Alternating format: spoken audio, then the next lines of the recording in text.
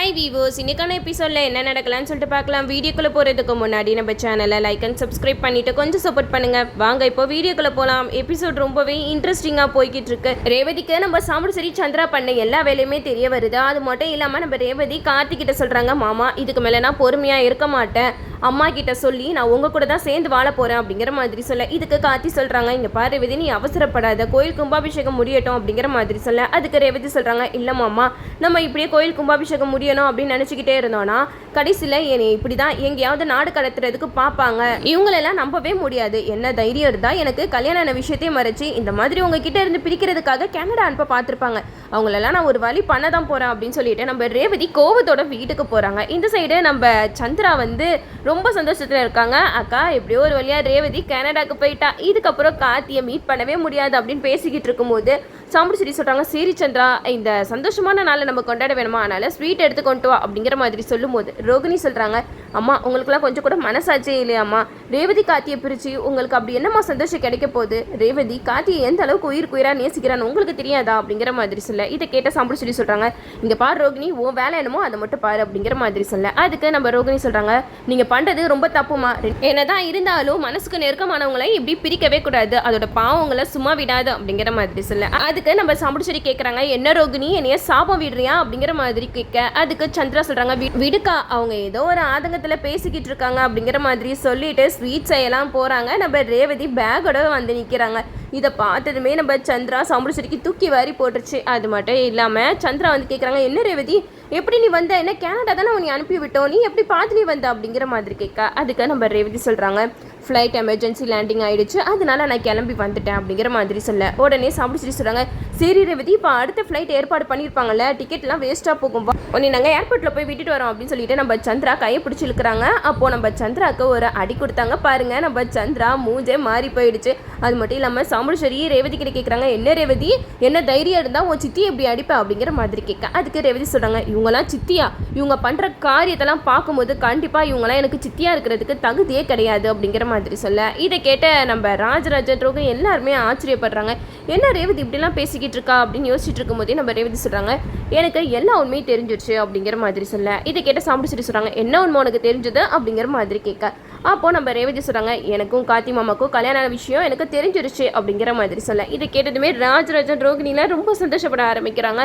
நம்ம சாமுண்டீஸ்வரி சொல்கிறாங்க, சரி ரேவதி அதுக்கு என்ன இப்போ உன் வாழ்க்கை நல்லா இருக்கணும் தான் நான் உன்னை கனடாக்கு அனுப்புகிறேன் அப்படிங்கிற மாதிரி சொல்ல, அதுக்கு நம்ம ரேவதி சொல்கிறாங்க, என் வாழ்க்கை நல்லா தானமாக இருக்குது, நான் கார்த்தி மாமா கூட எப்படியெல்லாம் சந்தோஷமாக வாழ்ந்திருப்பேன், அது மட்டும் இல்லாமல் எனக்கு பனைசெல்லாம் மறந்துடுச்சு, இதை சாக்கா வச்சு எப்படியாவது கார்த்தி மாமா கிட்டே நீ பிரிக்கணும்னு சொல்லிட்டு நீங்கள் என்னெல்லாம் பண்ணிக்கிட்டு இருக்கீங்க, உங்களுக்குலாம் மனசாட்சியே இல்லையா அப்படின்னு சொல்லிட்டு நம்ம ரேவதி கேட்க, அதுக்கு நம்ம சாமுண்டீஸ்வரி சொல்கிறாங்க, இங்கே பாரு ரேவதி நான் எது செஞ்சாலும் உன் நல்லதுக்கு தான் செய்வேன், அந்த கார்த்தி உன்னை ஏதேதோ சொல்லி உன்னைய மாற்றி வச்சிருக்கேன் அப்படிங்கிற மாதிரி சொல்ல, அதுக்கு நம்ம ரேவதி சொல்கிறாங்க, என்னம்மா பேசிக்கிட்டு இருக்கீங்க நீங்கள், கார்த்தி மாமாலாம் என்கிட்ட எதையும் சொல்லி மாற்றி வைக்கல, எனக்கும் சொந்த புத்தி இருக்கு, நான் அதை வச்சு யோசிச்சு தான் நான் ஒரு முடிவு பண்ணியிருக்கேன், நான் இனிமேட்டு வாழ்ந்தா கார்த்தி மாமா கூட தான் வாழ்வேன் அப்படிங்கிற மாதிரி சொல்ல, இதை கேட்ட நம்ம சாமுண்டீஸ்வரி சொல்கிறாங்க, இங்கே பாரு ரேவதி நீ பண்ணுறது ரொம்பவே தப்பு, அந்த கார்த்தி கூட நீ சேர்ந்து வாழக்கூடாது, அவன் சரியான ஃப்ராடு அப்படி இப்படின்னு சொல்ல, அதை கேட்ட ரேவதி சொல்கிறாங்க, எப்படிமா உங்களுக்கு இப்படி சொல்ல மனசு வருது, கார்த்தி மாமா நம்ம குடும்பத்துக்கு எவ்வளோ பிரச்சனை வந்தாலும் அவர் தானே ஃபஸ்ட்டு வந்து நம்மளை காப்பாற்றுறது, ஏமா அந்த விஷயத்த மறந்துட்டு பழைய பக்கையவே மனசில் வச்சுட்டு அவர் இந்த மாதிரி தப்பு தப்பாக பேசிக்கிட்டு இருக்கீங்க அப்படிங்கிற மாதிரி கேட்க, இதை கேட்ட சாமுண்டீஸ்வரி சொல்கிறாங்க,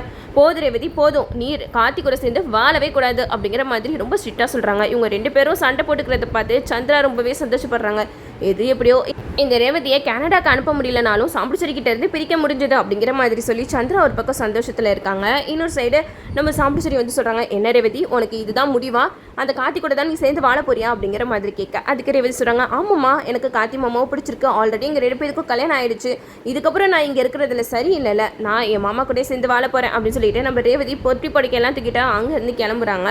அப்போது நம்ம சாமுண்டீஸ்வரி சொல்கிறாங்க, ரேவதி இதுதான் உன்னோட முடிவுனா என்னோட முடிவை நீ பார்த்துக்கோ அப்படின்னு சொல்லிட்டு உள்ளக்க போயிட்டு பழையபடி அந்த துப்பாக்கியை எடுத்துகிட்டு வந்து நெத்தியில் வைக்கிறாங்க. நீ மட்டும் ஒரு அடி இங்கேருந்து நகர்ந்து போன அவ்வளோதான் என்னை நானே சுட்டுட்டு செத்து போயிடுவேன் அப்படிங்கிற மாதிரி சொல்ல, அதுக்கு நம்ம ரேவதி செம்மையாக ஒரு வார்த்தை கேட்குறாங்க, பரவாயில்லம்மா சுட்டுக்கோங்க அப்படின்னு சொன்னதுமே நம்ம சாமுடிச்சேரிக்கு அப்படியே அதிர்ச்சி ஆயிடுச்சு. அது மட்டும் இல்லாமல் சந்திரா வந்து வாயை மூடிட்டு சிரிக்கிறாங்க.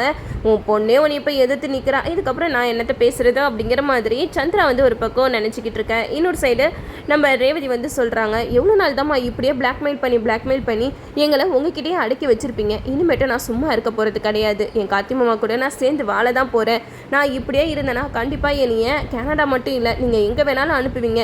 இவ்வளோ நாளாக நான் நம்பினது உங்களை தான் நான் கண்மூடித்தனமாக நம்பிக்கிட்டு இருக்கேன். அதனால தான் எனக்கு நீங்கள் இப்படி ஒரு வேலையை பார்த்து வச்சுருக்கீங்க அப்படிங்கிற மாதிரி நம்ம ரேவதி வந்து சொல்கிறாங்க. இதெல்லாம் கேட்டுகிட்டே நம்ம சாமுடிச்சிருக்கு என்ன பண்ணுறதுனே தெரியல.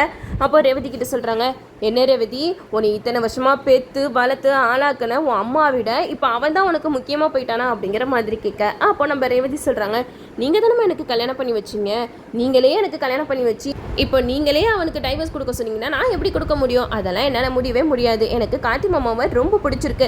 என்னதான் எனக்கு பழசெல்லாம் ஞாபகத்தில் இல்லாமல் இருந்தாலும் சரி, ஆனால் கார்த்தி மாமா கூட நான் இருக்கும்போது ரொம்ப சந்தோஷமாக இருக்கேன். அதை விட ஒரு பொண்ணுக்கு என்னம்மா வேணும் அப்படிங்கிற மாதிரி நம்ம ரேவதி சாமுடிச்சேரி கிட்ட சொல்கிறாங்க.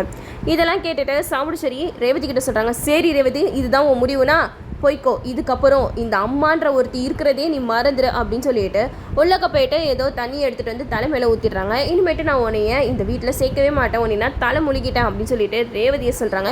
அப்புறம் ரேவதி சொல்கிறாங்க, சரிம்மா நான் என் புருஷன் வீட்டுக்கு போகிறேன் அப்படின்னு சொல்லிட்டு பொட்டி பிடிக்கலாம் எடுத்துகிட்டு நம்ம காட்டு வீட்டுக்கு தான் போகிறாங்க. இதை யாருமே கொஞ்சம் கூட எதிர்பார்த்துக்க மாட்டாங்க. அப்போது நம்ம சந்திரா வந்து சமுத்திரக்கிட்ட சொல்கிறாங்க, பாத்தியாக்கா அந்த கார்த்தி பையன் பண்ண வேலையை என்னமோ உன்கிட்ட ட்ராமா போட்டு கடைசியில் உன் பொண்ணு உன்கிட்ட இருந்து பிரிச்சுட்டான் பற்றியா அப்படிங்கிற மாதிரி சொல்ல, அதுக்கு சாமுடிச்சேரி சொல்கிறாங்க, விடக்கூடாது சந்திரா, கண்டிப்பாக அந்த கார்த்தி பையன் பண்ண வேலைக்கெல்லாம் ஒரு நாள் இல்லை ஒரு நாள் அனுபவிக்க தான் போகிறான் அப்படிங்கிற மாதிரி சொல்லி பயங்கரமாக கோவப்படுறாங்க. இந்த சைடு நம்ம மயில் வாகனம் ரோகிணி ரெண்டு பேருமே சாமுடிச்சேரி கிட்ட சொல்கிறாங்க, நீங்கள் அவங்க ரெண்டு பேரையும் எவ்வளோ பிரிக்கணும்னு ட்ரை பண்ணீங்க, ஆனால் பார்த்தீங்களா கடைசியில் அவங்க ரெண்டு பேரையும் நீங்களே சேர்த்து வச்சிட்டீங்க அப்படிங்கிற மாதிரி ரெண்டு பேருமே பேசிக்கிட்டு இருக்க. இன்னொரு சைடு நம்ம ரேவதி காட்டு வீட்டுக்கு போயிட்டு இருக்காங்க. அப்போ ராஜராஜன் வந்து சொல்கிறாங்க, இப்போதான் ரேவதி வந்து நல்ல முடிவு எடுத்திருக்கா, இந்த முடிவுலேருந்து ரேவதி எப்பயுமே பின்வாங்க மாட்டா, அவள் புருஷனோட போயிட்டு சந்தோஷமாக வாழட்டும் அப்படிங்கிற மாதிரி சாமுடிச்சேரி சந்திரா முன்னாடி சொல்லிக்கிட்டு இருக்காங்க. இந்த சைடு நம்ம ரேவதி வந்து கார்த்தி வீட்டுக்கு போயிடுறாங்க. கார்த்தி ரேவதியை பார்த்தாலும் அதிர்ச்சி அடையிறாங்க, என்ன ரேவதி அப்படிங்கிற மாதிரி கேட்க, அப்போ ரேவதி சொல்கிறாங்க, மாமா இனிமேட்டு நான் இங்கே தான் இருக்க போகிறேன், இதானே என் வீடு, எனக்காக தானே நீங்கள் இந்த வீட்டை கட்டினீங்க, அதனால நான் இங்கே இருக்கலாம்னு முடிவு பண்ணிட்டேன் அப்படிங்கிற மாதிரி சொல்ல, அதுக்கு கார்த்தி சொல்கிறாங்க, ரேவதி நீ பண்ணுறது ரொம்ப பெரிய தப்பு, என்னதான் இருந்தாலும் உங்கள் அம்மாவை எதிர்த்து நீ வரக்கூடாது. இவ்வளோ நாளாக நம்ம எதுக்காக வெயிட் பண்ணிட்டு இருந்தோம்?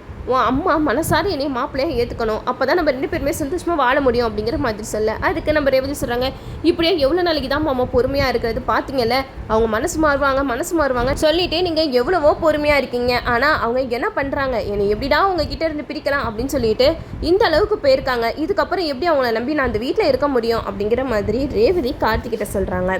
அப்போது நம்ம கார்த்தி வந்து சொல்கிறாங்க, இல்லை ரேவதி இந்த கோயில் கும்பாபிஷேகம் போய்கிட்டு இருக்கு, கண்டிப்பாக மாமா வந்து அதில் கலந்துக்கணும்ல அப்படிங்கிற மாதிரி கேட்க, அதுக்கு ரேவதி சொல்கிறாங்க, அதை பற்றிலாம் நீங்கள் கவலைப்படாதீங்க, கண்டிப்பாக அப்பா வந்து இந்த கோயில் கும்பாபிஷேகத்தில் கலந்துப்பாங்க, இந்த கோயில் கும்பாபிஷேகம் நல்லபடியாக முடியும், கோயில் கும்பாபிஷேகம் முடிஞ்சதுக்கப்புறம் அதே கோயிலில் நீங்கள் என் கழுத்தில் தாலி கட்ட தான் செய்யணும் அப்படிங்கிற மாதிரி நம்ம ரேவதி கார்த்தி கிட்ட ஸ்ட்ரிக்டாக சொல்லிடுறாங்க. இதெல்லாம் கேட்டுட்டு நம்ம கார்த்தி வந்து சிரிக்கிறாங்க, நீ இப்படிலாம் பண்ணுவேன் நான் கொஞ்சம் கூட எதிர்பார்க்கவே இல்லை அப்படிங்கிற மாதிரி சொல்ல, அதுக்கு ரேவதி சொல்கிறாங்க, இல்லை மாமா இதுக்கப்புறம் எனக்கு அந்த வீட்டில் இருக்க சுத்தமாக பிடிக்கவே இல்லை, ஒன்று நீங்கள் என் வீட்டுக்கு வரணும், அப்படி இல்லையா நான் இங்கே இருக்கணும், நீங்கள் இருக்கிற இடம் தான் இனிமேட்டு எனக்கு அப்படிங்கிற மாதிரி நம்ம ரேவதி வந்து கார்த்தி கிட்ட சொல்கிறாங்க. இதுக்கப்புறம் இந்த சந்திரா சாமுடிச்சேரி எல்லாம் சேர்ந்து இதுங்களை பிரிக்கிறதுக்காக என்னென்ன பிளானை போட போதுங்கன்னு தெரியல, நம்மளும் வெயிட் பண்ணி பார்ப்போம். இவ்வளோ நாளாக ரேவதி வந்து சாமுடிச்சேரி சுட்டுப்பாங்க, அப்படி பண்ணிப்பாங்க இப்படி பண்ணிப்பாங்கன்னு சொல்லிட்டு பயத்துலேயே கார்த்தி கூட வராமல் இருந்தாங்க. ஆனால் இப்போ தன்னோட அம்மாவே வேணாம் அப்படின்னு சொல்லிட்டு தூக்கி எரிஞ்சு போட்டுட்டு கார்த்தி கிட்ட வந்திருக்காங்க. இதுக்கப்புறம் கதைக்களத்தை எப்படியெல்லாம் கொண்டு போறாங்க சொல்லிட்டு நம்மளும் வெயிட் பண்ணி பார்ப்போம். ஓகே வியூவர்ஸ், என்னோட ரிவ்யூ உங்களுக்கு பிடிச்சிருந்தா லைக் பண்ணுங்க, மறக்காம நம்ம சேனலை சப்ஸ்கிரைப் பண்ணிருங்க.